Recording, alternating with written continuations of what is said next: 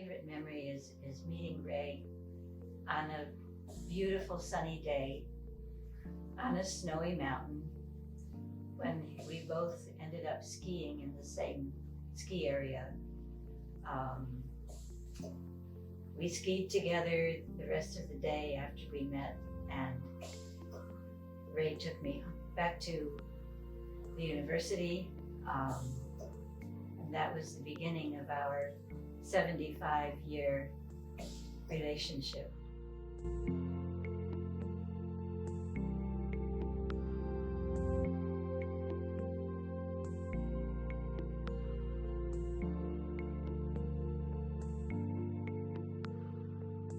Not only has he shown how to give to the world through his science, but he was anxious to become a Rotarian when he retired, because in Rotary you're able to give to the world in a different way. And Ray was very important in taking in a project that brought cataract surgeries to several hundred people in Bangladesh, and he helped to create a program where other Rotary clubs joined in and made that possible, and also with an education program in the Philippines where he was instrumental in organizing teachers to teach young farmers to diversify their crops so that they could become more self-sustaining. And that project was remarkable because then when they sold the crops, and this goes back to his interest in economics, when they sold the crops, they would use the money to seed the next year's gardens. So not only in the hard sciences, but in giving in other ways. I think these are things that have been great lessons for me as well, as I try to do the same sorts of things in my life. I remember hiking and spending time with Dad out in the woods. We would go and mostly with Nate, my brother, and Kate. We sometimes we went climbing up the 46 peaks in the Adirondacks that are over 4,000 feet. They're not really tall peaks, but they're enough. There's enough climbing and backcountry hiking that we would get ourselves pretty lost occasionally, and we would get ourselves rained on a lot. One of the long finishing peaks in the Adirondacks that a lot of people finish up with is a mountain called Kuchsakraga, which is the lowest of the 46. But it's a long hike in, and then there aren't any trails. You just sort of work your way up the mountain. And we had dropped our packs at one point to climb a different mountain, and then went back. And by the time we got back to where the packs were, it had started raining. And we grabbed our packs and started up towards the next mountain. Our dog was just really upset that we were not going. We were in the rain, it was pouring, and we were not going home anymore. And it ran around and barked and gave us hell. We finally camped in the rain overnight. And I remember waking up and just this weird fog was all over the place. And you could see chunks of fog moving between the trees. It was just kind of amazing. I would agree that hiking with Dad was always important. An adventure. Rain was something that we had to have. Even if the weather was good, it was going to rain. But one of my favorite memories was actually when we drove out west We were driving out to Jono and to Carol's house, her uncle and aunt, and my cousins. And we were going to go down to Mexico to see relatives there. And so Dad and I were going out first, and it started to rain, and so we were going to camp in KOA campsites. And we decided to just keep driving. I loved being up at night, and so I kept driving, and then he was driving during the day. And so we drove for about 30 hours, I think, and got to the border of Colorado, went to sleep at a KOA, woke up, and then we got to spend about 2 or 3 days, because we didn't have the trip anymore, seeing places where Dad had been and done his graduate work. And one of my favorite memories was being in this one place in Colorado where we went up and there were sheep herders up on the mountain, and Dad was speaking to the person in Spanish. He was from Mexico. It was really neat to get to know his life a little bit differently. And that's when we also went hiking with your friends, with Dad's friends out there. We met up with a Boy Scout troop, and so that was really nice. Hiking when I was very small, and they put pans on my back because I couldn't carry other things, but you have to carry something, so I had the cooking pans, and they would hit the back of my legs, and the boulders seemed really big. And I remember seeing Dad and my brothers up ahead of me and just kind of hiking along. That's our first memory that I really see. That backpack, I got some pans up there. Sorry. that backpack went from your shoulders all the way down to the back of your legs. I remember I love the you were lake. so sturdy walking in there with all that.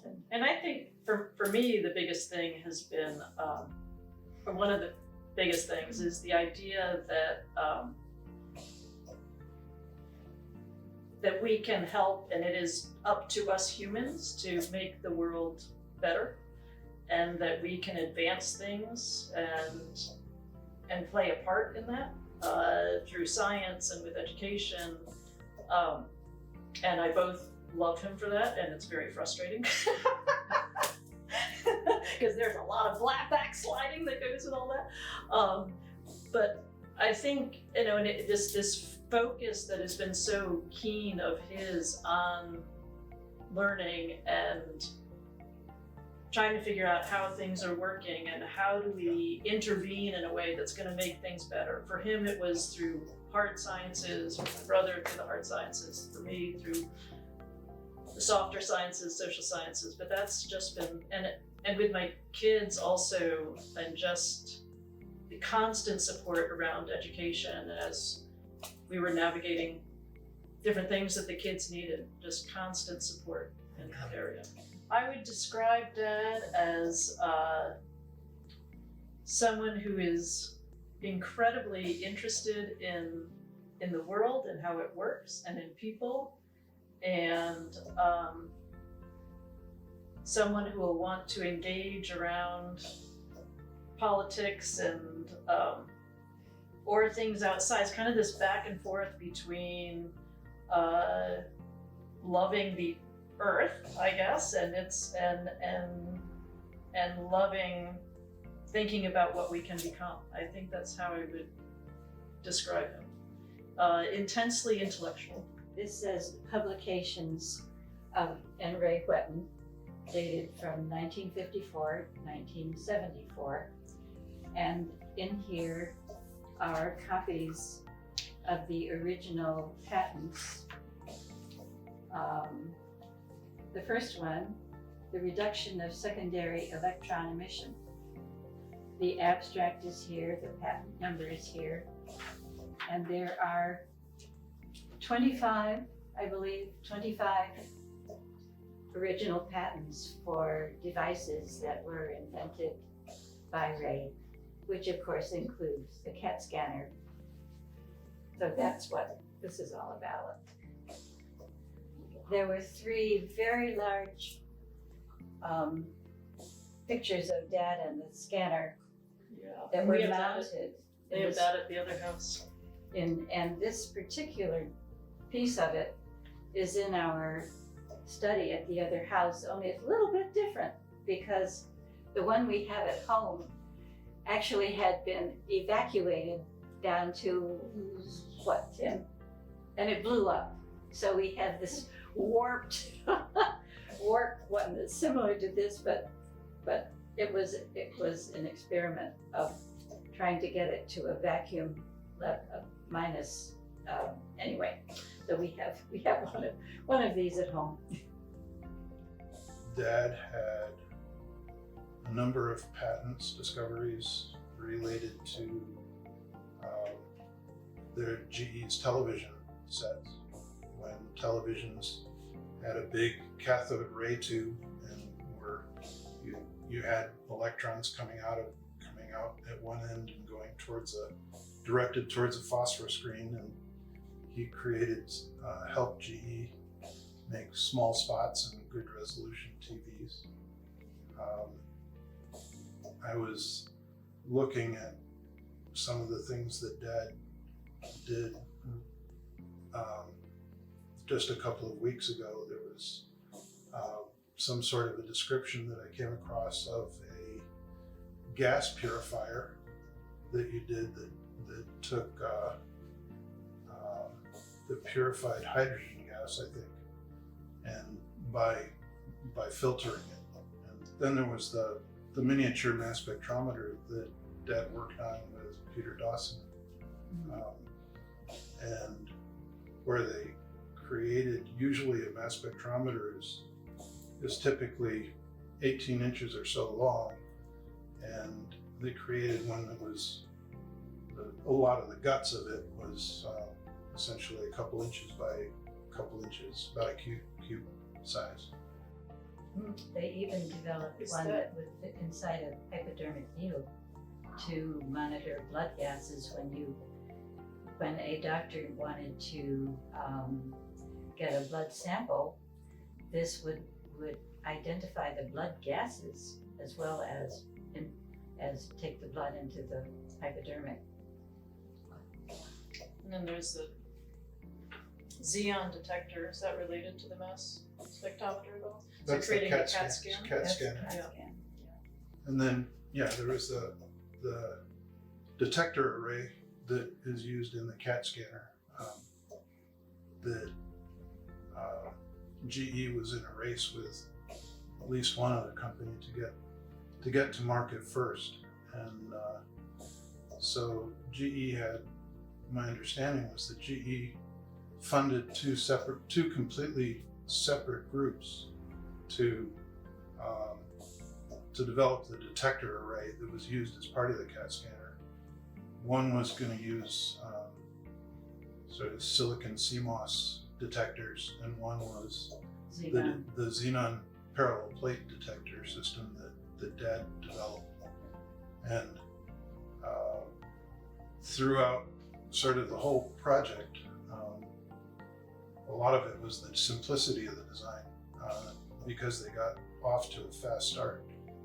The xenon detector system stayed ahead for out into the product launch. Mm-hmm.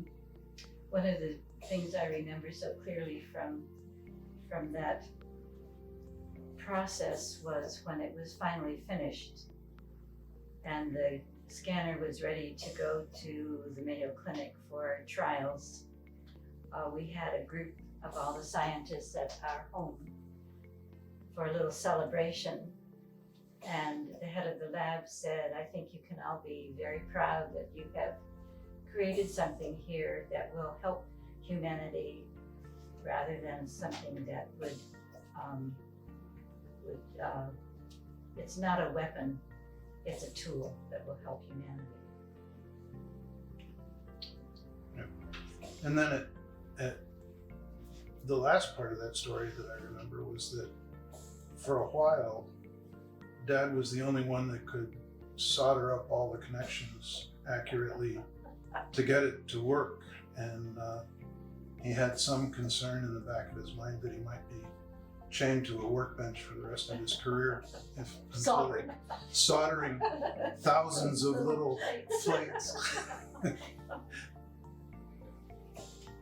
I would describe Dad as a man completely without ego.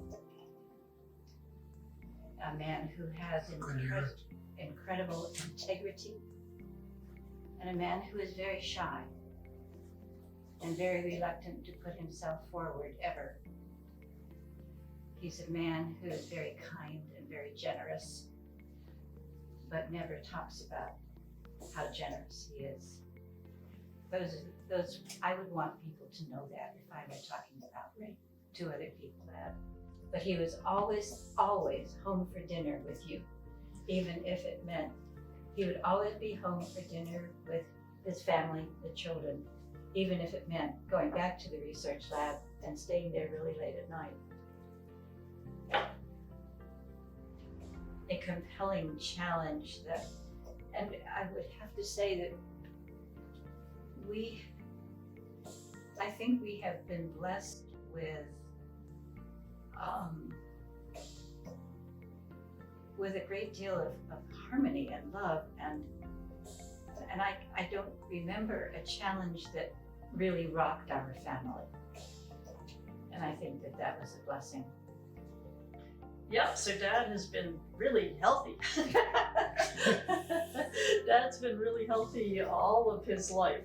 He's an interesting thing about Dad that we've always known is that he feels very little physical pain, to the extent of, he routinely, even this past summer, would go out and he'll be working on something and get a gash or two and come in and bleeding, but only notices it when there's actual blood. So very, very healthy.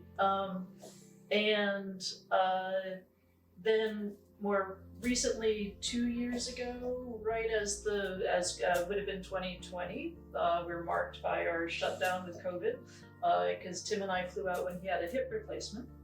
And then after that, kind of a little more lack of mobility, but getting that back and things really going okay, really almost up until November, December, when we went to the hospital with a presenting stroke, but we were looking at some other things, looking at prostate cancer, and there got the diagnosis of that's really the problem.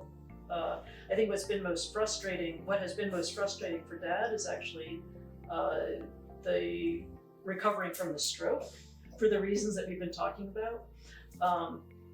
But he's been incredibly healthy, working out. Here in this community, you're supposed to work 4 hours a month.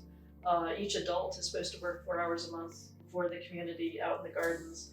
And I think Dad has done 10 years of work for the family already, going out and building the gardens and the chicken coop and all of these things.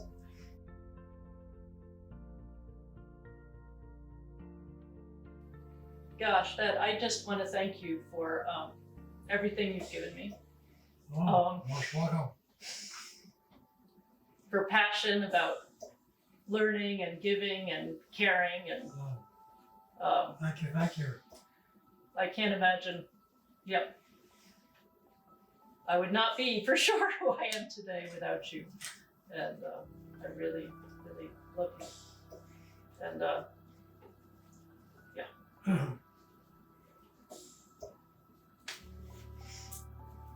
over to you, big brother. So thank you for being a quiet presence. Thank you for being I'd like to thank you for being a quiet presence and being there and thoughtful and showing me that through your example that you don't have to speak a lot. You can just be there. And be present and care a lot about what's going on, and that you don't have to throw your arms and be bombastic. You can just be quiet and be thoughtful and communicate at a quiet level that I appreciate. Thank you. You've made me a better person. My goal is to be worthy of your love. You are my North Star, and wherever you are, that's where my heart points. You are my love, the love of my life. And I can't imagine what it was that the universe brought us together. But I am so grateful for that. Our life together has just been an absolute joy. And as I say, you are my North Star. Wherever you are, that's where my heart points.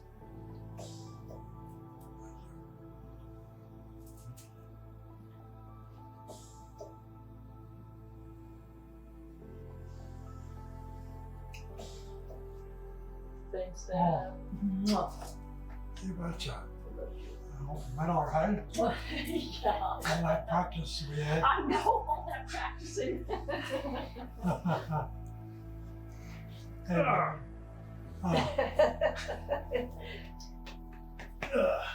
thanks for your help.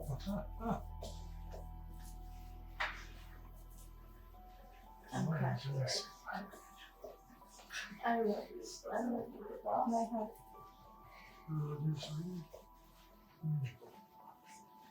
Thank you for the wonderful life that you've given us, me, and the children. And just thank you for the gift of your love.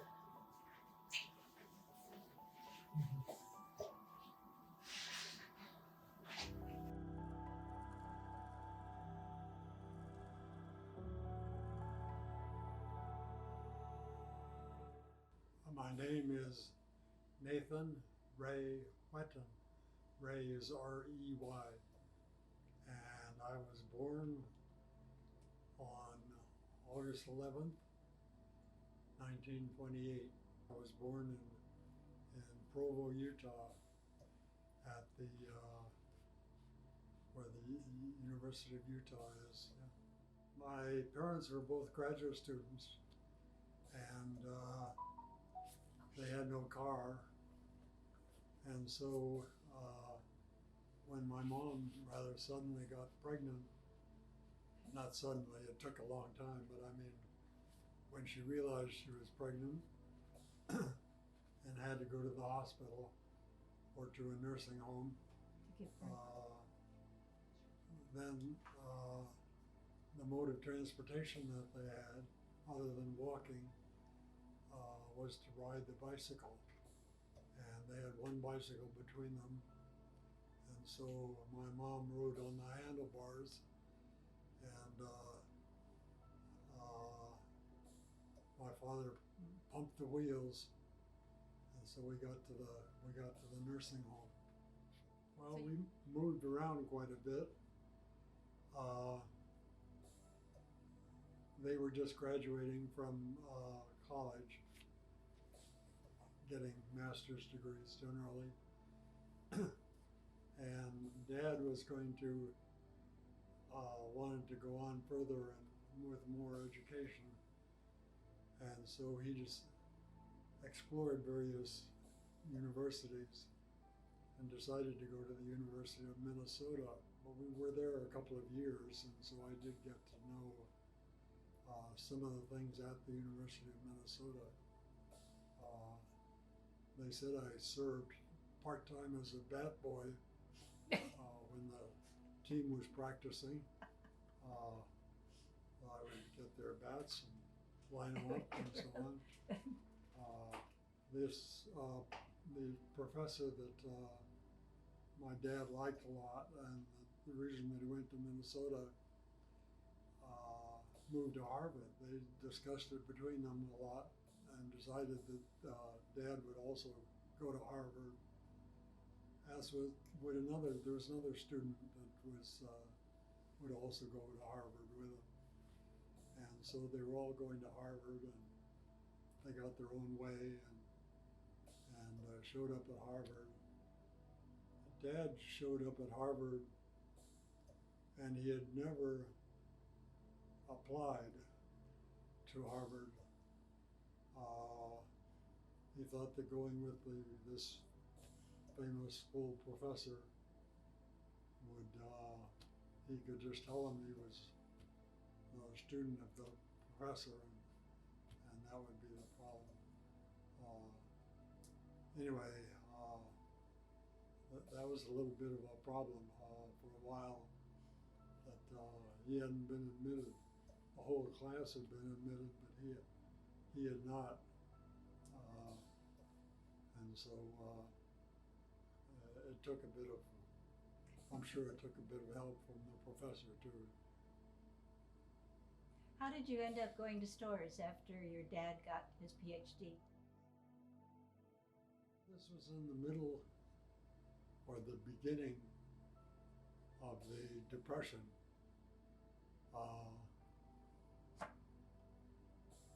And jobs were not readily available anywhere. I think that Dad applied in a number of places. I'm guessing, I don't know that. It was University of Connecticut was the Connecticut College for Agriculture. I think it was called something like that. In other words, it was not exactly a university at that time. Mm. It was a place where they were encouraging Connecticut residents to have gardens and become farmers and such things. It's true that there was a bakery nearby, and all of a sudden the baker began his deliveries of, I think it was donuts, but it may have been more than that, stopped showing up. They just weren't available. And so he complained, and the baker said nothing had changed. And so apparently he stayed out one night and discovered where the donuts were going, which was, well, of course, where you might expect donuts to go in the middle of the night. I don't know, I guess trips to the lake and with my dog. Yeah, Crystal Lake? I had a life-saving dog who refused to stay very far away from me. And he would occasionally grab my trunks. And When you were in the water? When I was in the water, when he thought I was too far into the water. I had 3 friends that I remember very strongly. I must have had other friends too, but I don't remember them anywhere near as well. But they were, so we had sort of a club, the 4 of us, if you want to think of it that way. And so we would play together and set up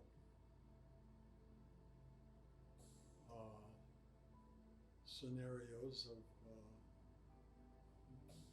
baseball, sports and things like that.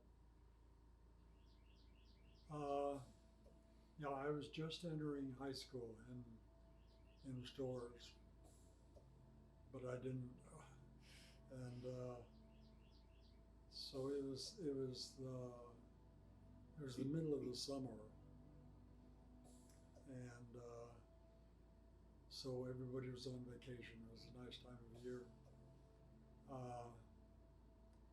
So I went to Mexico with my folks. We drove,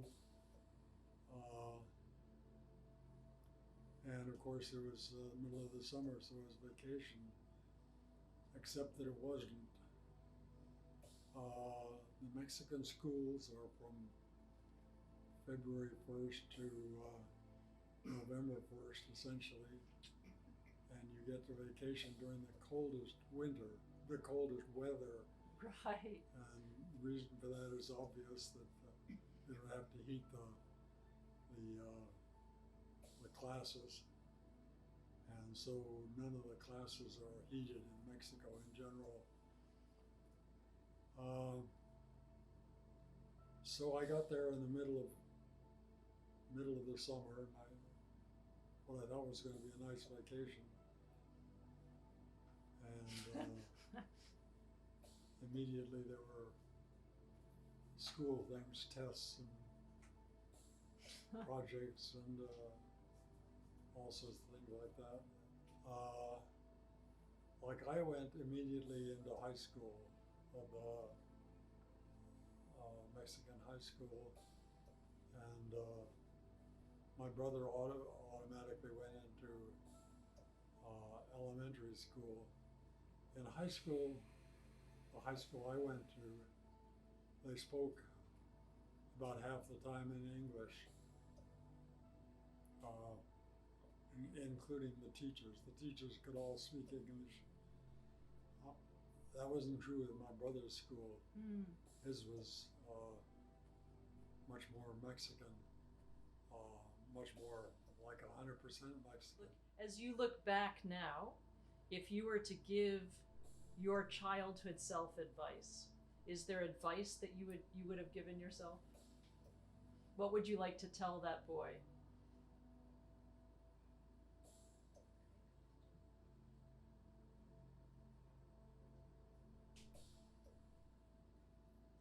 Well, I don't know. I guess I would tell him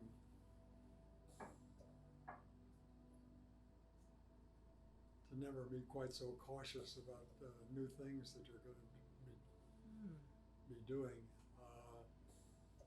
That there are places to go and things to do and so on. And if you question whether that's a good idea or not very much, I think you lose some of the effect of it. To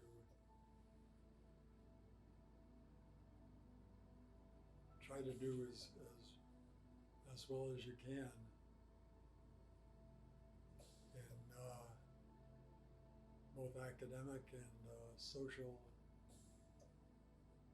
and other things. If you have goals that are not necessarily academic goals,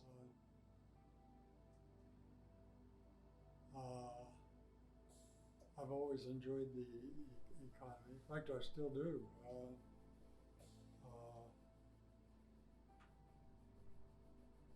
I mean, I think that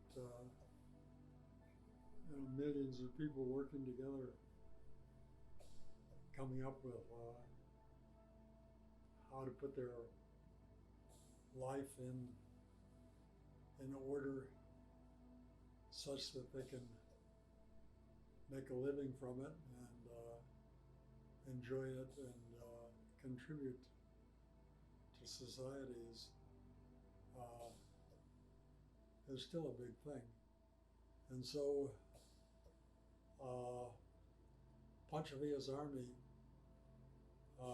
showed up, a few of them anyway, at my father's, at his father's place.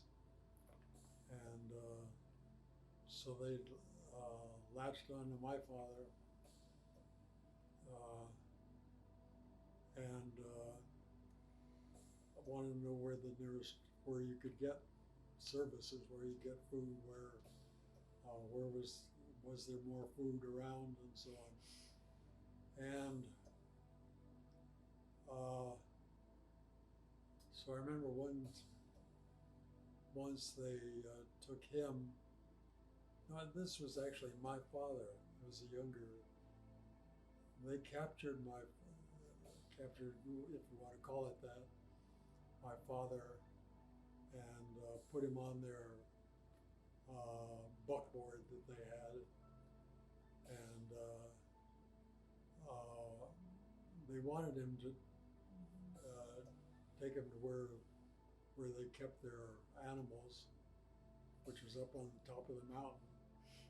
And so my father didn't do that, but he took him, I think it was like 20 miles down at one of the roads where there was essentially you could buy food at this place. And so they invited him in to have food with them, and he would rather sleep, he said. So he went out and slept, and then when the noises began getting louder inside as the man had more to drink, he turned him around and came back to his father's place but that is one of the stories that I remember about it. Thank you. Yeah. I think, I mean, for the entire society, I think it would be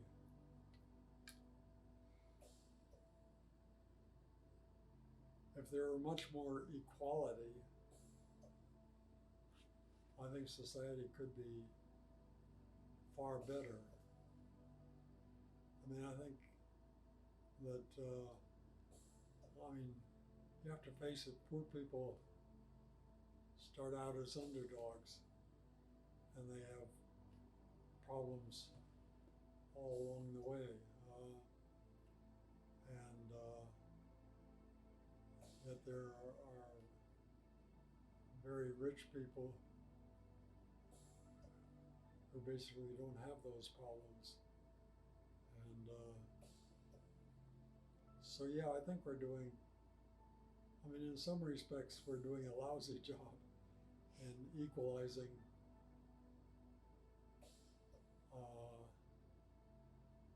life for everybody. Yeah.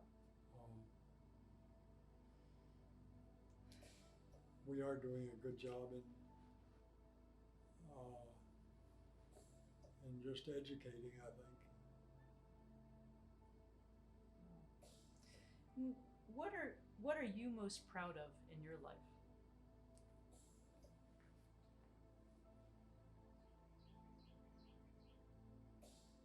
Wow.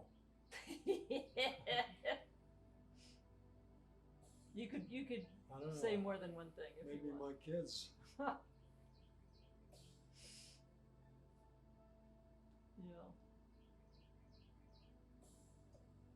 Yeah. And what are you most grateful for? Well, maybe Virginia. Yeah. Yeah. So I was up at the top of the mountain, and I'm told that I was talking to a pretty girl who I honestly don't remember. I hear you were very good looking, which you are still, of course. And anyway, this young patroller came up to me, and it was on a slope, and stopped and sprayed snow all over me, and said, "I'll race you to the bottom." And she took off. And so what do? I followed her. And so, she went to the bottom of the mountain. She had apparently, I'm told later, asked what part of the mountain that I had been assigned to, and so anyway, there we were both at the bottom of the mountain. So we talked to each other quite a bit, and that is what That's how it started. eventually developed. That's how we came to be. My first memory is Tim and I were starting to live together, getting married, whatever. And these two came out to visit us, Ginny and Ray, and we took them contra dancing, which is something that we did and were quite fit about, you know. And I warned these older couple to be careful and not to overdo it on the dance floor because a contra lasts about, each one lasts about 15 minutes, so it's hard work. And by the end of the night, I realized that they were jocks. This was not at all a stretch for them. Granddad, he had to, as the biggest of the family, test out the ice. So I remember him going and me just feeling so excited and also safe. I was like, oh, if it could handle Granddad, the ice could definitely handle me. And yeah, a lot of loving memories. Also the summertime, he used to take us on his boat. And I loved that, yeah.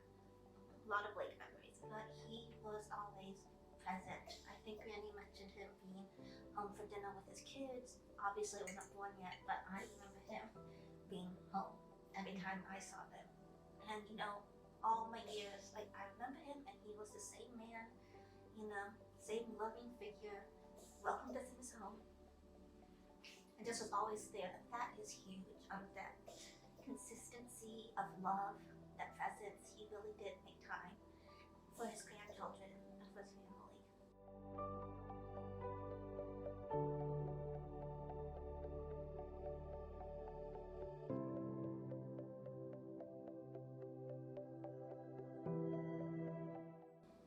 So I came into this marriage when I already had 2 boys, and Ray and Ginny just took them on as more grandkids. Whoa, that hit me. And so we have a picture on our wall of Keith when he was probably in middle school, and he's out on the boat. Everybody's got their swimsuits on, and they were water skiing. So it's pretty wonderful to have them accepted.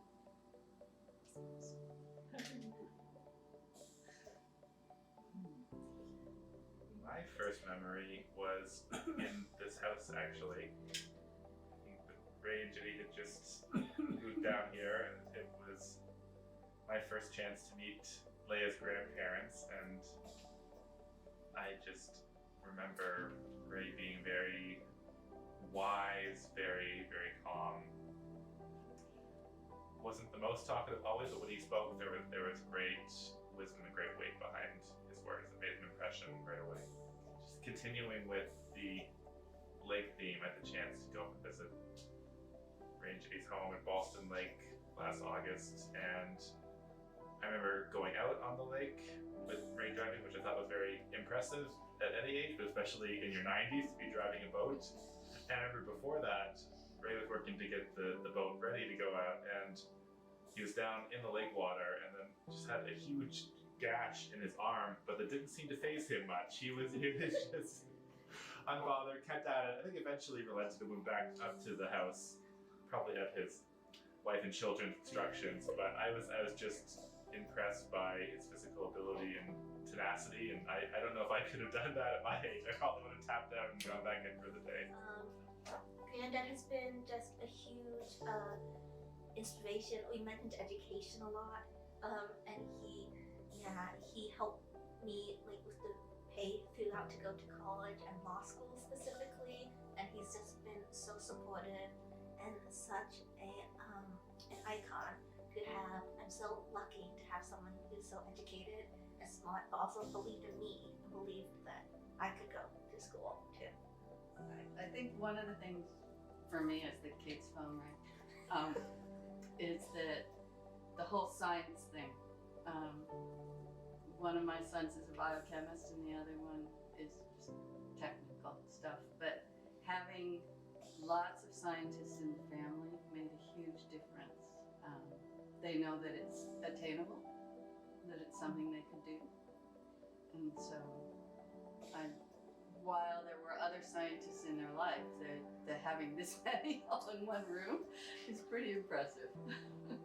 I remember your 90th birthday, and we actually our friends created a special brew for you because you're a dragon.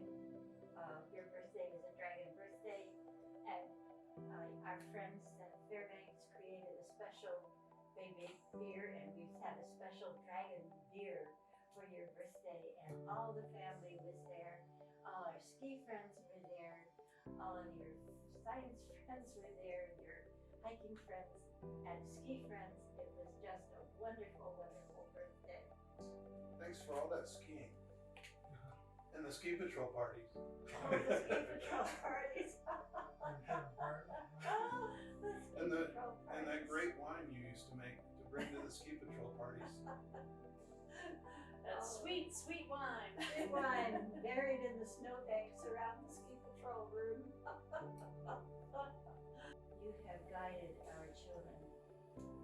I've noticed that because you never give advice in a bombastic way, that our children and even some of their children have always felt free to come to you, Ray, ask questions about their lives, and you listen to them, and when they have finished talking with you or asking you for advice, they always go away knowing what to do.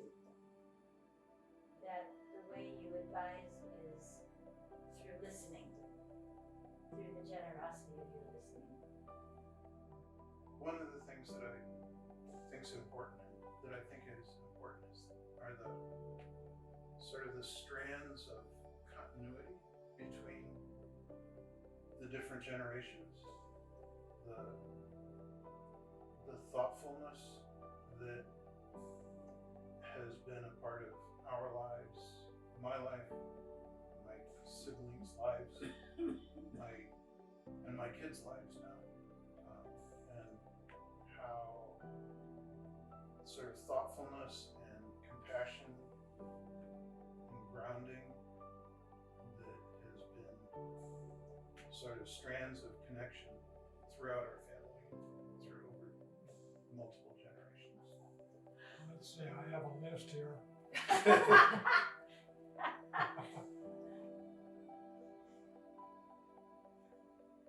Look, you guys have been extremely easy to work with, very adaptive. No complaints whatsoever. I think you've all done, and I really do mean all, have really done a great job. Thank you for it.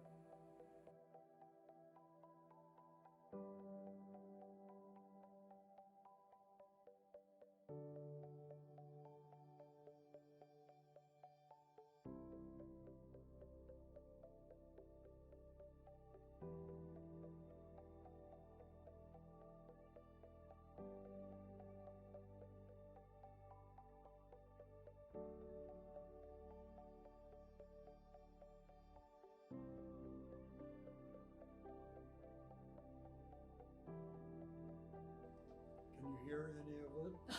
I think I'll pick it up. You're gonna have to say everything he said if he didn't pick it up. The person that defines the walk of faith for every individual that you cross paths with, even outside of your family. Every characteristic that they described of you was godlike. Soft-spoken, present, and had the most impact by simply being there. I've never heard of any other comparison outside of the big man himself. So you are a wonderful man, and I'm honored to have met you. Hi, family. Hello, everyone. Hello, Grandpa. Come say hi to Grandpa. Hello. Hi, Grandpa. Hi, Grandpa. Hello. We love you so much. It's a great pleasure to have you, Grandpa. We love you so much. Thank you for showing us care and for loving us. We really, really enjoy seeing you with a smile on your face every time we talk. You don't like speaking or talking a lot, but we can feel your love And you care through your smile. Yeah. Thank you for raising Mama Kate. You showed her love, great love and support. So And then we get to enjoy the love you passed on to her yes. and the care. And the other thing we have as a memory, thank you for planting a service berry tree And naming it for after us, us. and naming it after our names. Yeah, it was a very, very good experience to witness on that day. And it's a memory that we'll cherish forever.